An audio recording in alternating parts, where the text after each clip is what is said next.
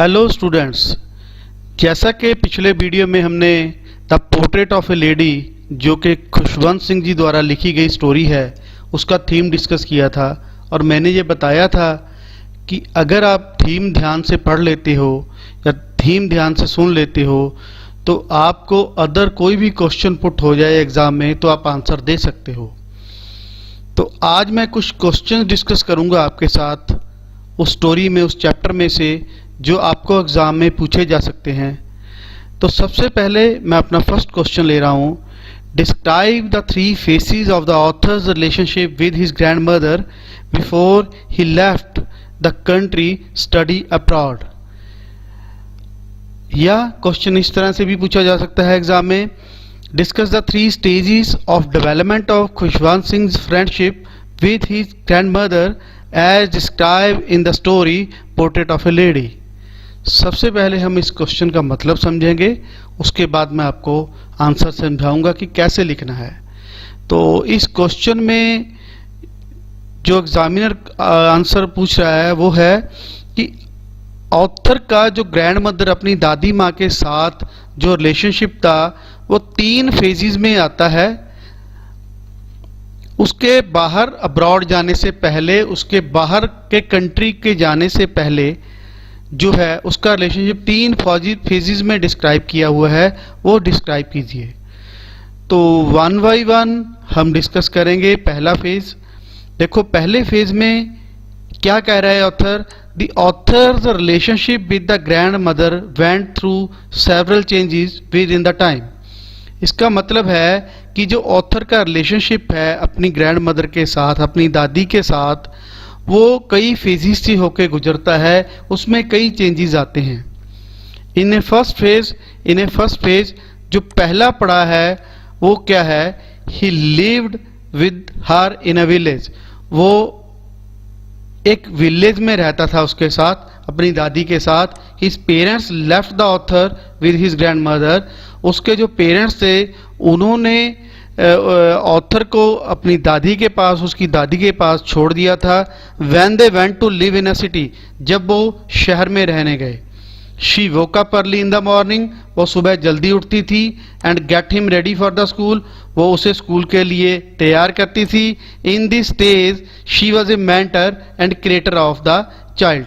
तो इस फेज में वो ऑथर की टीचर भी थी, मेंटर मीन्स टीचर, और जो चाइल्ड को डेवलप करता है एज पेरेंट, एज क्रिएटर, वो भी थी। The school was attached with the temple, school temple के साथ ही अटैच था।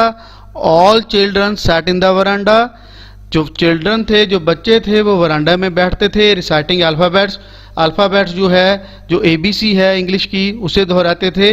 While his grand mother is engaged reading Holi scriptures, और उसकी जो ग्रैंड मदर थी वो होली बुक्स पढ़ती थी। Finally in the evening author and the grand mother came back home, और आखिर में जो ग्रैंड मदर, उसकी दादी और ऑथर घर आ जाते थे। तो ये है स्टूडेंट्स फर्स्ट फेज में ऑथर ने ये बताया है कि उसकी दादी फर्स्ट फेज में उसकी मेंटर भी थी और क्रिएटर ऑफ ए चाइल्ड भी थी। अब सेकंड फेज डिस्कस करेंगे। जो सेकंड फेज है, सेकंड फेज बड़ा ही इंटरेस्टिंग फेज है। इसमें जो है ऑथर ये डिस्क्राइब करता है, in the second phase the turning point came in their relationship. इसमें ऑथर ये डिस्क्राइब करता है कि सेकंड फेज में उनके रिलेशनशिप में एक टर्निंग पॉइंट आता है when they came to the city to stay with author's parents. जब वो ऑथर के पेरेंट्स के साथ रहने चले जाते हैं, ऑथर और उसकी दादी। The author went to an English school, जो ऑथर है वो इंग्लिश स्कूल में जाता है। But the grandmother never liked the way she was taught, but उसकी जो दादी है वो अच्छा नहीं समझती जिस तरीके से उसे पढ़ाया जाता है। Here the role of his grandmother bringing up was certainly a little bit. यहाँ पे ग्रैंड मदर का जो रोल है वो बहुत ही कम हो जाता है, बहुत ही लिटिल बिट हो जाता है। Now she could not accompany him to the school, अब वो उसका साथ नहीं दे सकती स्कूल जाने में। दो Singh and his grand mother share the same room, चाहे चाहे ग्रैंड मदर, उसकी दादी और ऑथर जो हैं वो कॉमन रूम ही शेयर करते हैं, but she was unable to help him, पर जो दादी है वो उससे हेल्प नहीं कर सकती क्योंकि सिटी में जो हैं वो सिचुएशंस डिफरेंट हैं देन गांव की तुलना में। She could not help him in his lessons, ना तो उसे वो लेसन पढ़ाने में मदद कर सकती है, because she was learning about English law of gravity, because जो ऑथर है वो इंग्लिश में लॉ ऑफ ग्रेविटी को पढ़ता है, एंड मैनी मोर थिंग्स, और अदर जो थिंग्स हैं वो इंग्लिश में पढ़ता है, और दादी को जो है इंग्लिश समझ नहीं आती, which she can could not understand, जो दादी है वो इंग्लिश नहीं समझ सकती, and this made her unhappy, और ये उसे अनहैप्पी कर देता है। इन द थर्ड फेज, अब हम थर्ड फेज में आते हैं। थर्ड फेज क्या है?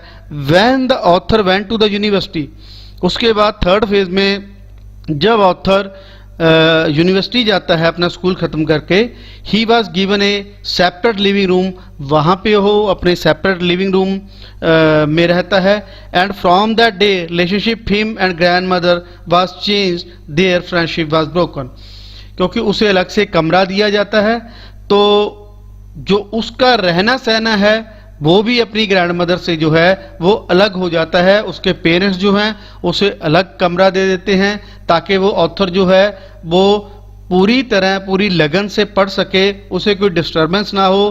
तो इस फेज में वो अपनी दादी से जो शेयर करते थे कॉमन रूम सिटी में आके, वो भी उससे भी वो अलग हो जाता है। She use to sit in her wheel, और जो दादी है वो अपनी जो है व्हील चेयर पे ही सोती है, एंड स्टार्ट हर प्रेयर्स, अपनी प्रेयर्स वही करती है। She never tries to talk to anyone, और वो किसी से भी बात नहीं करती। तो ये थे 3 फेजेस जिसमें ऑथर की रिलेशनशिप अपनी दादी के साथ चेंज होता है, और यही क्वेश्चन जो है हमें पूछा गया था कि ऑथर का जो रिलेशनशिप है वो अपनी दादी के साथ किन किन फेसेस में चेंज होता है। जो अगला क्वेश्चन हम डिस्कस करने जा रहे हैं, it is also a very important question, वो है write the character of a grandmother from the portrait of a lady by Khushwant Singh. Grandmother दादी माँ के करैक्टर स्केच के बारे में पूछा जा सकता है, और कई बार ये क्वेश्चन एग्जामिनेशन में पूछा जाता है, तो आज हम ये क्वेश्चन भी डिस्कस करेंगे। जैसा कि मैंने पहले भी बताया है कि अगर आपको समरी पता है और स्टोरी के फैक्ट्स पता हैं तो आपके लिए ये मुश्किल नहीं है किसी भी कैरेक्टर को या किसी भी क्वेश्चन को हैंडल करना। वही सेम फैक्ट्स आएंगे अभी हम लोग डिस्कस करने जा रहे हैं। Character of a grandmother from the portrait of a lady by Khushwant Singh. Grandmother was an old women, वो एक बूढ़ी जो है औरत थी। शी वॉज सो ओल्ड, वो इतनी बूढ़ी थी कि कभी लगता ही नहीं था she would has been young, कि कभी वो यंग और प्रिटी भी रही हो। Her hair was white as snow, और उसके जो बाल थे वो बिल्कुल सफ़ेद हो चुके थे, जैसे कि स्नो हो, जैसे को कोई बर्फ़ हो। जितनी बर्फ़ जो है वो वाइट होती है उतनी ही सफ़ेद जो थे उसके बाल थे। She had a little stoop in her back, और उसकी गर्दन जो है वो थोड़ी सी आगे को झुकी हुई थी, थोड़ी सी जो उसकी गर्दन है वो झुकी हुई थी। She was loving and deeply religious old women, वो जो थी वो धर्म को, धार्मिक चीज़ों को पसंद करती थी। जैसे कि मैंने पहले भी बताया है कि वो जो है वो धार्मिक बुक्स पढ़ती थी, तो वो एक धार्मिक थी। She could be telling the beads of her rosary all the time, जो है वो हर समय देखी जा सकती थी अपनी माला जपते हुए। जैसे जो ओल्ड पर्सन हैं वो माला लेके हाथ से ब्रीड्स को आगे कर करके वो भगवान का नाम लेते हैं, उस तरीके से इसको बताया गया है कि शी कुड बी सीन, उसे देखा जा सकता था।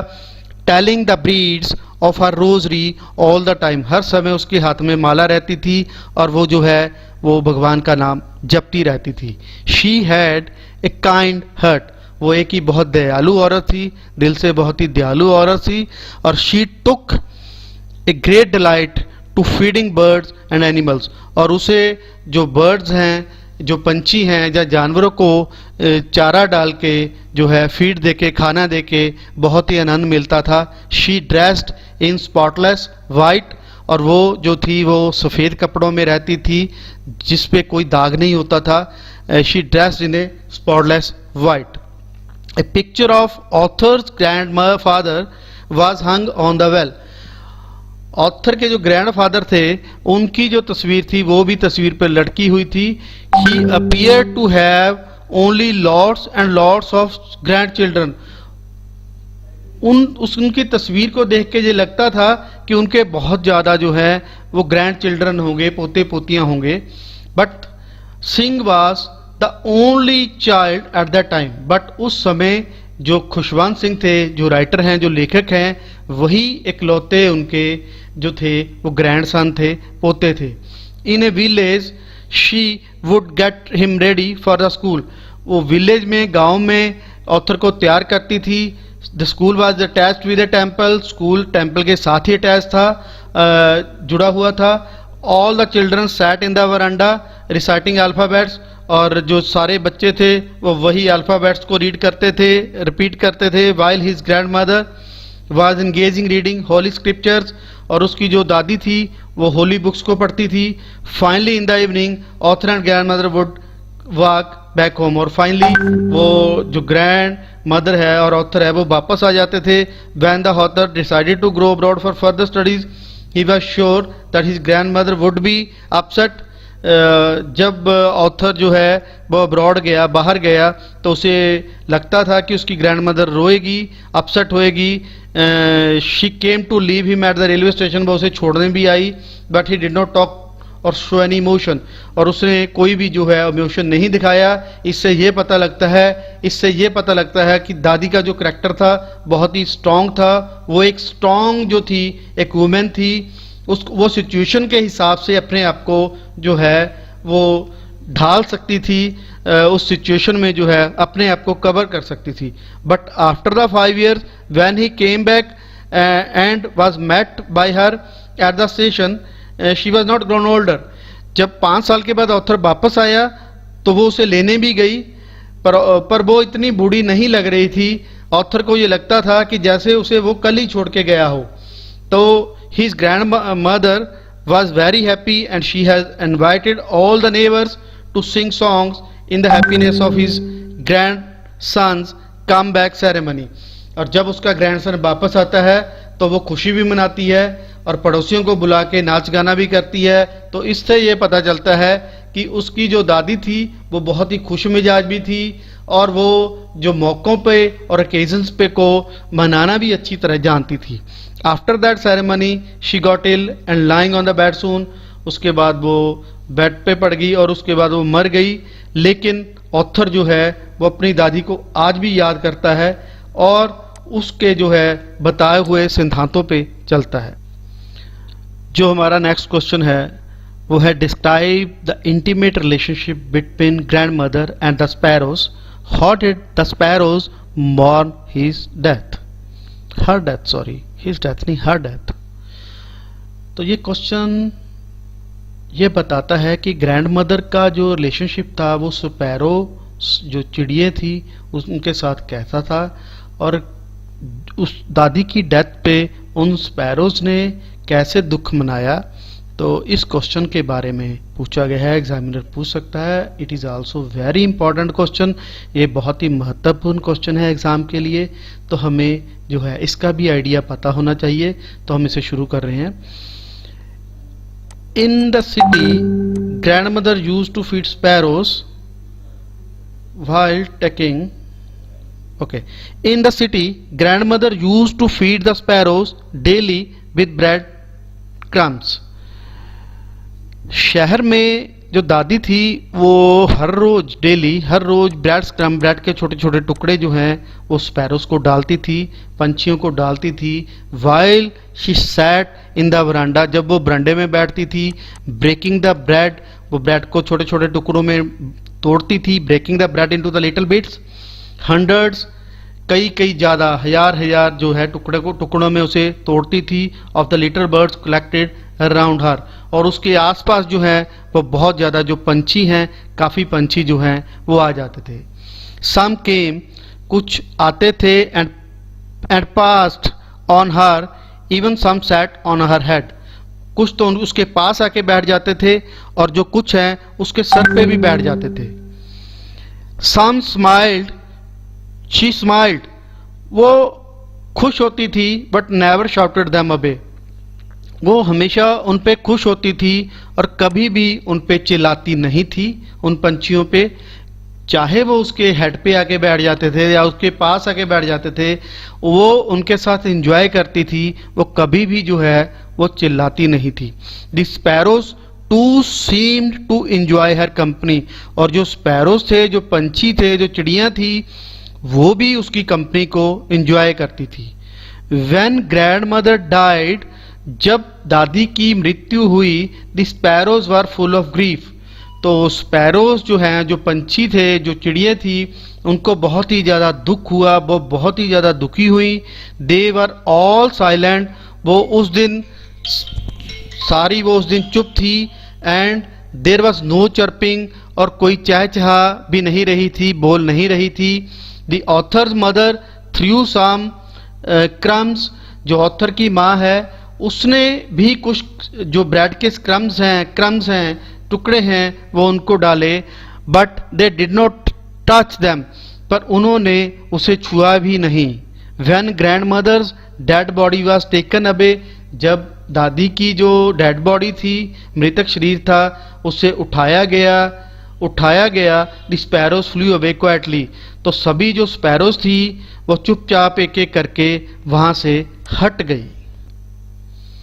स्टूडेंट्स, अगला क्वेश्चन जो एग्ज़ाम में आ सकता है, मेरे ख्याल से ये क्वेश्चन 2 मार्क्स में आ सकता है, क्योंकि इसमें ज़्यादातर लिखने को नहीं है। लेकिन अगर ये क्वेश्चन 10 मार्क्स में आता है तो हम इसे कुछ स्टोरी के कंटेंट्स लिख के ही बढ़ा सकते हैं, तो ज़्यादा इसमें नहीं लिखा जा सकता। तो अभी मैं जो ये क्वेश्चन है वो 2 मार्क्स में ही आपसे डिस्कस करूँगा। How did Khushwant Singh establish his reputation as a writer, ये क्वेश्चन ये बता रहा है कि खुशवंत सिंह ने एज ए राइटर अपने आप को कैसे इस्टेब्लिश किया, कैसे अपनी जो रेपुटेशन है वो बढ़ाई। तो हम इस आंसर को डिस्कस करेंगे। खुशवंत सिंह, जैसे कि हमें पता है कि वो इस स्टोरी के राइटर हैं, तो उन्होंने जो रेपुटेशन कैसे बनाई एज ए राइटर वो हम डिस्कस करेंगे। Khushwant Singh, one of the best Indian writers of all times, जो खुशवंत सिंह हैं वो जो हैं एक प्रसिद्ध भारतीय जो हैं वो लेखक रहे हैं।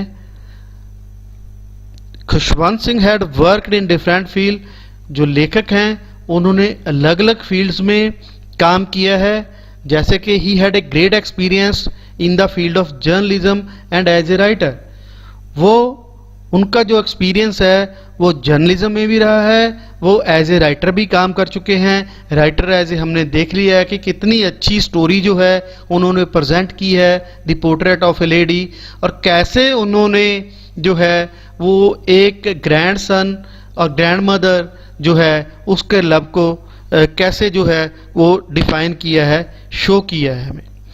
तो उसके बाद जो है Khushwant Singh has written his literary work in modest way, उन्होंने जो अपना लिटरेरी वर्क है वो बड़े ही मॉडेस्ट माध्यम जो है वे से लिखा है, कोई ज़्यादा चमक दमक या बहुत ज़्यादा हाई लेवल पॉइंट पे नहीं लिखा, बल्कि मॉडेस्ट पॉइंट पे ही अपने आप को जो है वो लिखा है। Which finds simple for the readers to read, जो कि एक आम रीडर्स को आसानी से समझ आ जाए, उनकी जो भाषा शैली है वो बहुत ही सिंपल है, और जो कि एक मध्यम रीडर को जो है वो आसानी से समझ आ जाए, उनको मद्देनज़र रखते हुए ही, उस तरह के रीडर्स को मद्देनज़र रखते हुए ही उन्होंने ये जो स्टोरी है स्टोरीज अपनी हैं वो लिखी हैं। This is the reason that Khushwant Singh has a great reputation in the field of writing, शायद यही कारण है कि उन्होंने जो है अपनी जो पहचान है वो एज ए राइटर बनाई है। स्टूडेंट्स, नेक्स्ट क्वेश्चन जो है जो पूछा जा सकता है हमें, मेरे ख्याल से ये 2 मार्क्स से ज़्यादा क्वेश्चन नहीं आएगा, लेकिन अगर आता है तो अगर हमें स्टोरीज पता है तो हम इसे बढ़ा सकते हैं। लेकिन अभी के लिए जो ये क्वेश्चन है मैं 2 मार्क्स के अकॉर्डिंग ही आपसे डिस्कस करूंगा। Khushwant Singh short story is not flamboyant but modest. Illustrate. इसका मतलब है कि जो खुशवंत सिंह की शॉर्ट स्टोरीज हैं वो फ्लेम पॉइंट नहीं है, बहुत ज़्यादा चमक दमक वाली नहीं है, बल्कि मॉडेस्ट है, जो कि एक मॉडेस्ट रीडर को आसानी से समझ आ जाए। लास्ट क्वेश्चन में भी हम यही डिस्कस करके गए हैं कि जो खुशवंत सिंह जी है उन्होंने अपनी जो स्टोरीज़ हैं उनकी जो भाषा शैली है वो बड़ी ही सिंपल जो है वो रखी है अपनी स्टोरीज़ में, ताकि एक मॉडरेट जो है रीडर उसे आसानी से समझ आ जाए। ये क्वेश्चन भी उस क्वेश्चन के साथ ही मिलता जुलता है, तो हम डिस्कस करेंगे। Khushwant Singh is the author in Indian history who wrote the internal feelings in his own simple words. Khushwant Singh एक ऐसे ऑथर थे, एक ऐसे लेखक थे इंडियन हिस्ट्री में, भारत के इतिहास में, who wrote the internal feeling, जिन्होंने आंतरिक जो है आंतरिक फीलिंग्स को इन हिज ओन वर्ड्स अपने शब्दों में लिखा, विच वर इफेक्टिव, जो इफेक्टिव भी थे, and simple to read for the reader, और रीडर्स को पढ़ने के लिए भी आसान थे। Khushwant Singh has written in a effective base, उन्होंने बड़े ही इफेक्टिव वे से लिखा, because he use his writings, क्योंकि वो जो अपनी राइटिंग्स थी वो नेशनल और इंटरनेशनल इश्यूज हैं जो उन पे लिखना चाहते थे। That is why the writings were effective and modest, not flamboyant at all. तो जो उनकी राइटिंग्स हैं वो फीलिंग्स पे ही डिपेंडेंट थी, और उनकी जो राइटिंग्स थी वो एक्चुअल इश्यूज पे थी जो नेशनल या इंटरनेशनल इश्यूज थे, और उनकी जो कहानियाँ हैं वो डुप्लीकेसी उनमें नहीं थी, तो इसीलिए उनकी कहानियों को मॉडेस्ट कहा जाता है, फ्लेम्बॉयंट नहीं कहा जाता। फ्लेम्बॉयंट मतलब कोई मन घड़न चमक दमक के साथ या कोई एडिशनल डुप्लीकेसी डाल के जो कहानी बनाई जाती हैं उसे फ्लेम्बॉयंट स्टोरीज कहते हैं, वो बिल्कुल नहीं था। तो स्टूडेंट्स, ये थे कुछ शॉर्ट आंसर टाइप क्वेश्चन जो एग्जाम में पूछे जा सकते हैं। मैं ये जरूर रिकमेंड करना चाहता हूँ, एक सुझाव देना चाहता हूँ स्टूडेंट्स को कि आप पहले जो है जब कोई भी स्टोरी पढ़ते हैं तो आप उसकी समरी जरूर पढ़ें, क्योंकि समरी पढ़ने के बाद अगर आपको कोई भी क्वेश्चन पूछा जाए तो आप उसे आसानी से जो है उसका उत्तर दे सकते हैं। तो पिछला वीडियो जो है मैंने समरी का ही बनाया है, तो ये क्वेश्चंस पढ़ने से पहले, ये वीडियो देखने से पहले वो जो क्वेश्चंस हैं वो आप जरूर पढ़ें। Thank you.